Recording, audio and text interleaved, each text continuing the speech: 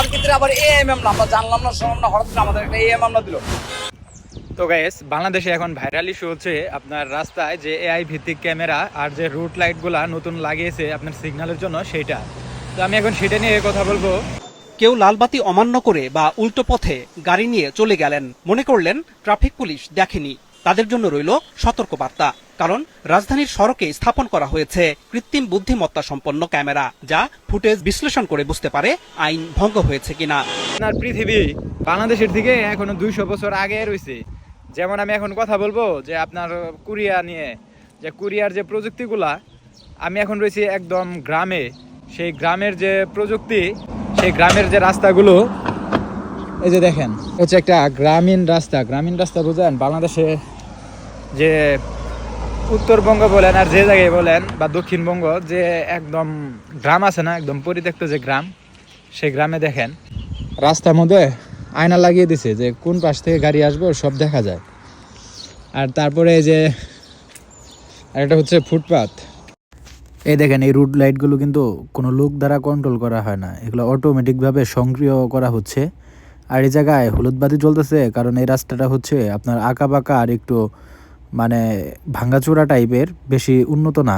এর কারণে আপনার এই আঁকা বাঁকার কারণেই মূলত দিয়ে দিয়েছে যে আস্তে আস্তে জানে যায়। এই জায়গায় লেখা আছে সনসনহি, স্লোলি, আস্তে আস্তে যেতে হবে। আপনার ফেসবুকে স্ক্রল করছে, তখন আসলো যে হুট করে যে এখন বাংলাদেশে আপনার এআই সিস্টেম, অত্যাধুনিক ক্যামেরা লাগিয়েছে, এগুলো সব ইন্ডিকেট করে রাস্তার মধ্যে কে সিগন্যাল মানতেছে আর কে মানতেছে না। আর যে সিগন্যালগুলো বসানো হয়েছে এগুলো সব হচ্ছে ম্যানুয়াল। ক্যামেরাগুলো AI system, robotic system, automatic চলতেছে, কিন্তু যে রুট লাইট বা পথচারী পারাপার হওয়ার যে সিগন্যালগুলো, এগুলো সব হচ্ছে ম্যানুয়াল। তারা এগুলা পুলিশ দিয়ে, তারা রিমোটের মাধ্যমে আপনার চাপ দিয়ে বন্ধ করে, আবার চাপ দিয়ে চালু করে। এগুলো দেখাইতেছে যে দেখেন, যে ডানের রাস্তা ছাড়বো এখন ডানে চাপ দিব, বামের রাস্তা ছাড়বো এখন বামে চাপ দিব। তো এখন কথা এটাই যে আমাদের দেশের মানুষের কি টাকা কম আছে নাকি?